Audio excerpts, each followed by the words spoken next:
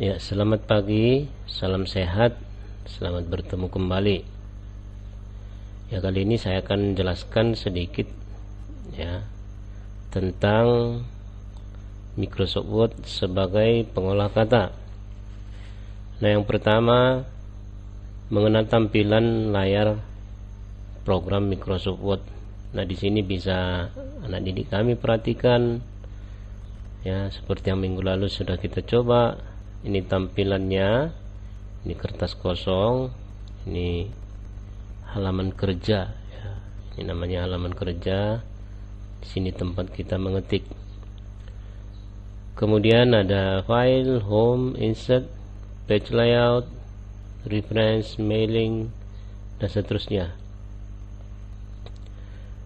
Pada tab home ada copy, ada paste ya.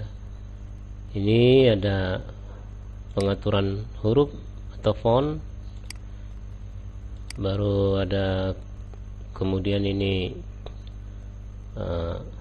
pengaturan besar kecilnya huruf atau font size ya. Sini seperti ini. Kemudian ini yang disebut ikonnya, icon atau lambang. Nah, ini icon save ini berfungsi untuk menyimpan, misalnya ini icon save. Kemudian icon open yang seperti ini berfungsi untuk membuka. Kemudian icon close bisa juga dilihat nanti keterangannya di bukunya. Ini icon close untuk menutup ya. Kemudian ada new untuk membuka halaman baru, print untuk mencetak ya, exit keluar ya. Kemudian di insert ada icon seperti misalnya picture, memasukkan gambar, clip art, memasukkan gambar klip ya. Kemudian tabel, ini kita bisa juga buat tabel di Microsoft Word. Kemudian shapes, ini shapes kita bisa menggambar berbagai bentuk seperti ini. Nanti pelan-pelan kita pelajari ya. Smart art, chart ya, apa itu nanti. Ini header, footer, word art ya, dan lain sebagainya. Kemudian page layout sini berguna untuk mengatur halaman. Ini misalnya halaman ini ukuran kertasnya ya. Ini di sini page setup, ukuran kertas bisa kita lihat ya, seperti ini page setup. Paper maksudnya kertasnya ukurannya apa, margin jadi garis tepi ya. Di sini bisa kita lihat preference, ini tidak terlalu banyak kita gunakan.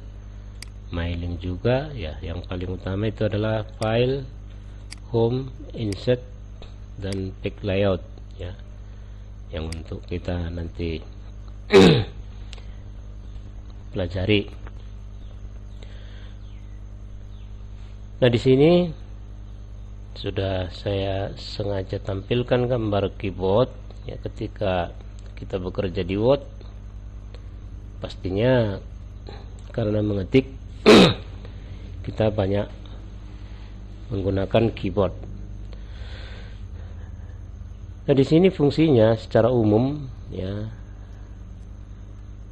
yang paling penting kita ingat, di sini ada tombol caps lock.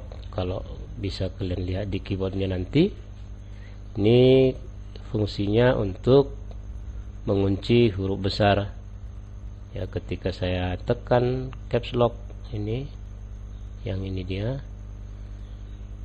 saya ketikkan misalnya selamat pagi, maka tulisannya akan semua huruf besar ya. Tetapi ketika saya nonaktifkan atau saya tekan lagi caps lock, maka dia akan kembali ke keadaan semula. Selamat pagi. Nah, seperti ini boleh saya besarkan sedikit supaya nampak. Nah, untuk mengatur besar kecilnya huruf tadi, ini kita blok dulu, kemudian kita pilih font size atau ukuran huruf. Nah, seperti ini ya, ada tambah besar dia sedikit, bisa kita besarkan lagi sebenarnya. Nah, di sini itu fungsi caps lock, jadi mengunci huruf besar. Kemudian di bawah caps lock ada tombol shift namanya ya. Tombol shift ini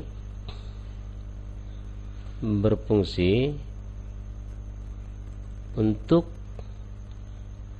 ketika kita mengetik, misalnya nama saya adalah, nah di sini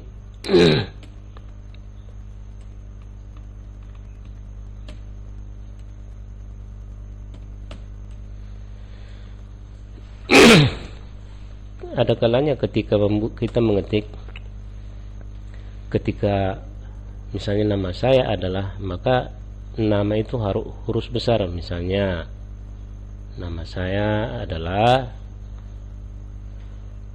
Anugrah. Nah, seperti ini. Kalau untuk nama Anugrah itu harus A, dia huruf besar.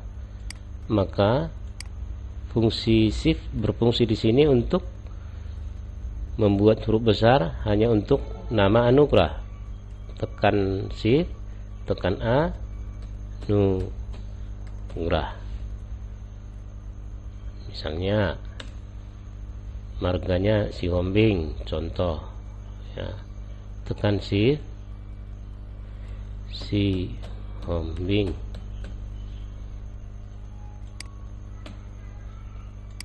Ya, seperti ini.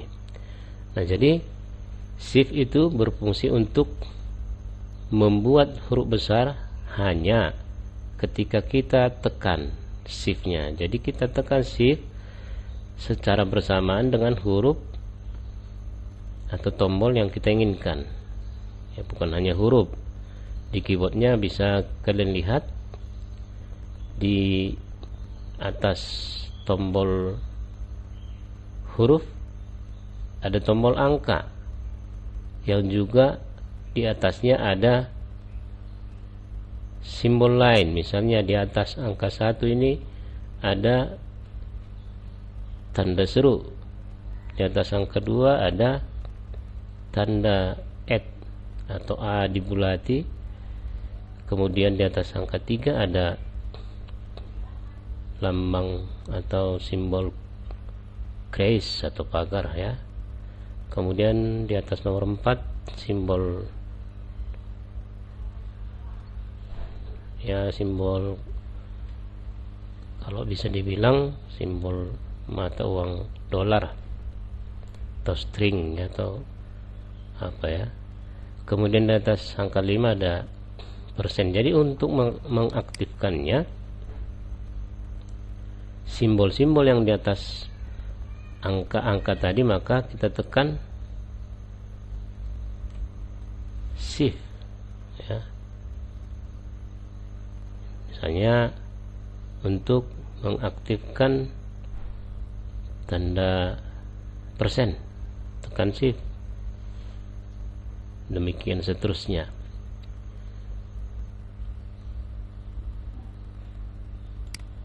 Ya, kemudian tombol enter ini berfungsi untuk menempatkan kursor kita ke bawah seperti ini. Jadi ini namanya kursor ya. Ini yang kedip-kedip ini namanya kursor. Ini penunjuk di mana kita tempatkan Ini namanya penunjuk ya, kursor. Jadi kita tahu di mana kursor kita berada dengan melihat tanda ini. Ini yang kedip-kedip ya, garis hitam berkedip-kedip ini. Itu namanya kursor. Jadi untuk menurunkan atau tulisan yang kita buat sudah selesai, kita membuka ke bawah, kita gunakan enter. Jadi ini. Kemudian di sini ada backspace, ini berfungsi untuk menghapus huruf atau angka ya, menghapus satu karakter ke sebelah kiri ya. Yang ini misalnya kita mau hapus huruf A, atau ini yang selamat pagi, misalnya kita mau hapus huruf A, maka kita gunakan backspace ya. Ini. Kemudian untuk menghapus, misalnya kalau kita salah tulis ya,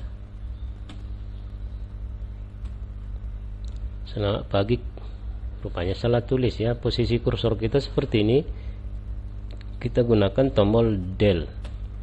Jadi tombol del berfungsi untuk menghapus satu karakter di sebelah kanan kursor ya, begitu. Jadi backspace menghapus satu karakter di sebelah kiri, kemudian tombol del menghapus satu karakter di sebelah kanan. Kemudian ada di sini tombol paling atas, tombol ini tidak terlalu banyak ketika mengetik, kita tidak terlalu banyak gunakan. Ini namanya tombol fungsi ya. Ini F1, F2, F3 dan seterusnya. Jadi yang umum yang saya jelaskan tadi, yang umum kita gunakan yaitu angka ini yang di atas, nomor atau nomor ya, kemudian yang ini secara keseluruhan ya, backspace, del, delete, tab, caps lock ya, shift, control juga terkadang ya. Nah sementara tab, tombol tab tadi berfungsi untuk menggeser ke kanan seperti ini ya, misalnya ini supaya nampak. Nah dia langsung beberapa spasi dia tuh, fungsi tombol tab ya. Ya